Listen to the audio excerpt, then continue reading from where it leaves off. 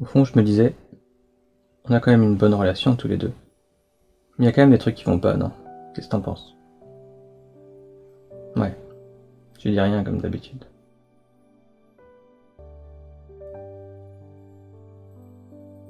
Salut à tous, dans cette vidéo, on va voir tout ce qui ne va pas chez Fuji. Alors, je le redis bien sûr, Fuji c'est très bien, il y a énormément d'avantages, c'est pour moi de loin le meilleur rapport qualité-prix, le meilleur offre en APS-C du marché, etc. Donc c'est vraiment très bien. J'ai basculé il y a maintenant 2 ans et vraiment je ne le regrette pas, mais pour autant tout n'est pas rose et on va voir ensemble ce qui ne va pas chez Fuji. Premier problème, l'application Fujifilm Camera Remote. Alors, c'est de loin la pire application de contrôle d'appareil photo de tous les constructeurs du marché. Bon, j'ai pas testé Pentax, je vous avoue. Premier problème, elle a un vrai problème de stabilité et on peut voir ça dans tous les forums des gens qui ont énormément de problèmes à se connecter. Moi, personnellement, j'ai pas trop de mal à me connecter. Par contre, à la moindre coupure, après, c'est fini. Si jamais ça coupe, il faut tout recommencer, tout le process de connexion. Donc, j'éteins tout, je coupe le Wi-Fi, j'éteins l'appareil photo, j'éteins le téléphone, il faut tout recommencer à zéro pour enfin ça remarche. Donc, si jamais j'ai besoin de m'en servir, vraiment, je laisse la connexion en permanence et ça use énormément la batterie de l'appareil photo et du smartphone. Mais ça, c'est pas le pire. Le deuxième problème, c'est que l'appli prend la main sur énormément de paramètres de l'appareil photo sans pour autant en redonner le contrôle sur le smartphone. En particulier, une fois que l'application est connectée à l'appareil photo, les modifications qu'on fait sur les réglages physiques de l'appareil photo n'ont plus aucun impact. On ne peut pas non plus déclencher sur l'appareil photo si on est connecté via l'appli. Elle prend en fait complètement la main au moment de la connexion et après on ne peut plus changer les réglages. C'est particulièrement gênant évidemment si on est loin de l'appareil photo, ce qui est évidemment l'intérêt de l'application. Mais le pire, c'est qu'elle est vraiment incomplète. Il y a plein d'options qui sont disponibles au niveau de l'appareil photo qui ne sont pas disponibles via l'application. En particulier, moi ce qui m'intéressait, c'est de pouvoir faire des rafales ou du bracketing. Ça, c'est pas disponible quand on contrôle à distance. Même si on met l'appareil photo sur bracketing, quand on va le déclencher via l'application, il va faire une seule photo. Depuis le X-T3, une des grandes forces de Fuji, c'est la vidéo, et pourtant, via l'application, on est toujours au Moyen-Âge. On peut au mieux filmer en 720p. En vrai, je crois qu'au Moyen-Âge, ils filmaient plutôt en 320p, mais bon, c'est une autre histoire.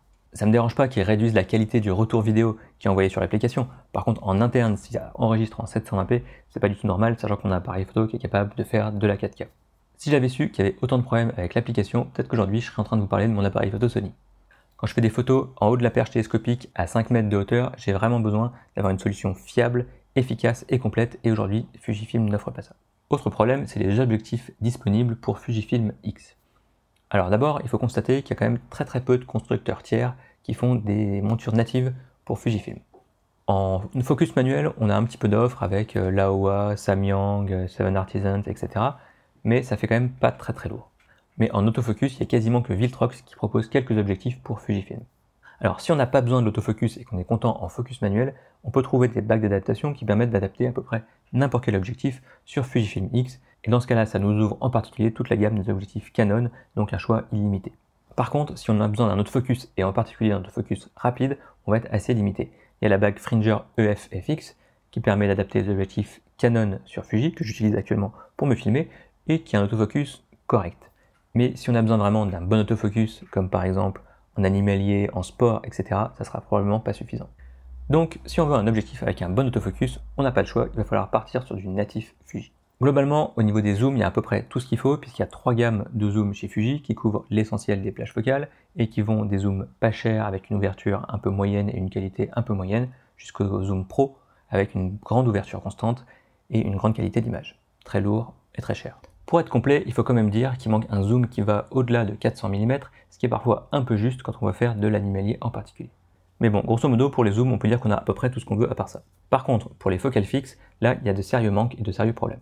Au niveau téléobjectif, d'abord, on va avoir le 200 mm qui peut être converti jusqu'à 280 mm avec le téléconvertisseur x 1.4 et c'est pas non plus extrêmement long. Ensuite, il coûte quand même 6 000 €. Il n'y a rien, il n'y a pas une focale fixe à 400 mm par exemple, ni de focale fixe à f4. On pourrait imaginer un objectif qui fait un compromis, un 300 mm f4 par exemple, qui intéresse pas mal de monde, qui permettrait d'avoir un truc un peu moins cher qu'un f2 ou qu'un f2.8, mais qui serait utilisable dans beaucoup de situations. Autre problème des focales fixes chez Fuji, il n'y a quasiment que du milieu ou du haut de gamme. Il n'existe pas de focales fixes d'entrée de gamme chez Fuji. Donc elles sont toutes de très bonne qualité, ça c'est chouette, mais par contre elles sont toutes très chères. La moindre focale fixe chez Fuji coûte beaucoup plus cher que la plupart des focales fixes standards chez Canon par exemple. Ça manque pas mal d'alternatives de milieu de gamme, même si ça a l'air d'être un petit peu en train de changer, puisqu'on a vu une annonce du XC 35 mm f2, donc il y a une version entrée de gamme du 35 mm f2 classique. Mais le vrai problème au niveau des focales fixes Fuji, c'est qu'on est obligé de choisir entre un bon autofocus et une grande ouverture. À peu près toutes les focales, on va être obligé de choisir entre un bon autofocus mais une ouverture autour de f2, ou une ouverture à 1.2, 1.4, mais un autofocus sensiblement plus lent. C'est problématique puisque si on veut une très grande ouverture comme f1.2 ou f1.4, ça peut être d'une part pour le bokeh, mais ça peut aussi pour être dans des situations de basse lumière. Et dans ce cas-là, en basse lumière, on a souvent aussi besoin d'un bon autofocus. Par exemple, quand je fais des photos de concert, je dois choisir entre les deux et c'est jamais évident, puisqu'on a besoin à la fois d'un bon autofocus et d'une grande ouverture, puisqu'on manque de lumière. Sur les problèmes entre Lightroom et les fichiers Fuji, c'est des problèmes qui sont connus depuis longtemps. En gros, si on pousse trop fort le curseur de détail, on va se retrouver avec des espèces de petits verres, en particulier dans les zones vertes, dans les feuillages, etc.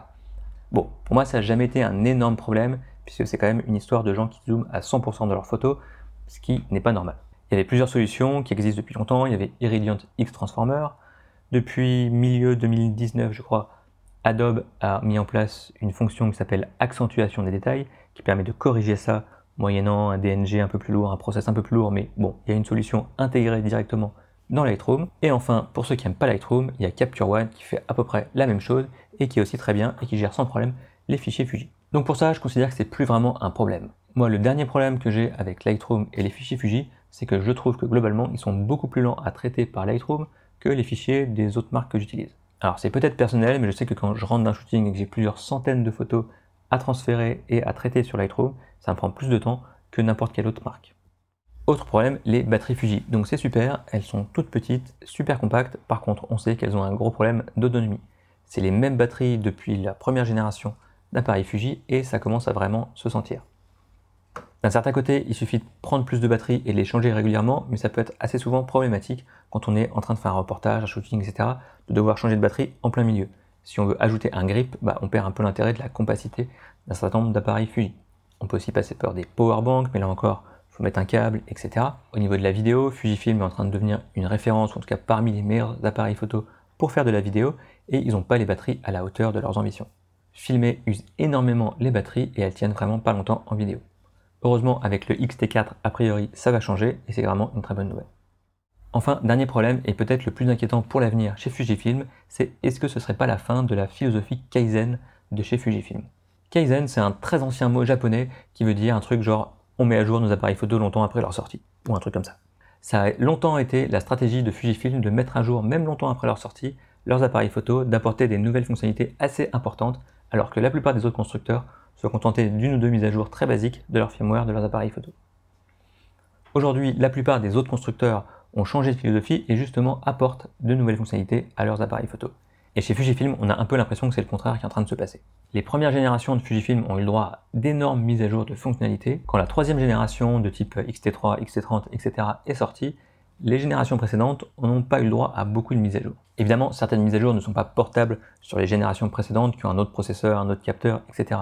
On peut comprendre que l'autofocus de dernière génération ne peut pas être reporté sur les générations précédentes. Par contre, à la sortie de la dernière génération, on aurait pu imaginer que certaines fonctionnalités seraient portées à la génération X-T2, X-T20, etc. Comme par exemple les simulations Eterna. Ça n'a pas été le cas, alors que techniquement ça aurait sans doute été possible. Mais le pire, ça a été à la sortie du X Pro 3 fin 2019. Le X Pro 3, globalement à l'intérieur, c'est la même chose qu'un X-T3. Et pourtant, toutes les nouvelles fonctionnalités logicielles qu'il a apportées n'ont pas été apportées encore sur le X-T3. Il a apporté une simulation hyper sympa, le classique NEG, il a apporté la possibilité de faire du HDR en interne, des menus améliorés, du focus bracketing, etc., etc. Plein de nouvelles fonctionnalités qui vont peut-être arriver un jour sur le X-T3. On aurait pu s'attendre à ce qu'il les porte rapidement sur le X-T3, mais ça n'est pas le cas. Probablement pour ne pas cannibaliser les ventes du X Pro 3. De même pour le X-T30, on n'a pas d'infos sur quand est-ce qu'il aura ces fonctionnalités.